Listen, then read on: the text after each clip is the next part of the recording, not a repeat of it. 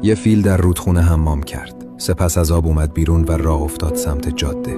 نزدیک پل که رسید دید یه خوک گلی از روبرو داره میاد. فیل بدون گفتن چیزی رفت کنار تا خوک بتونه عبور کنه. سپس به مسیر خودش ادامه داد.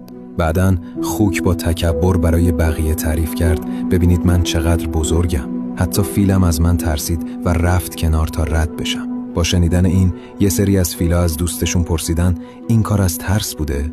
فیل لبخند زد و گفت من میتونستم به راحتی خوک و زیر پاهام له کنم، ولی من تمیز بودم و خوک کثیف بود. اگه لهش میکردم پاهام کثیف میشد و من اینو نمیخواستم. برای همین رفتم کنار. درس داستان: یه آدم عاقل از ارتباط با آدمای منفی دوری میکنه، نه از ترس، بلکه چون میخواد خودش آلوده نشه.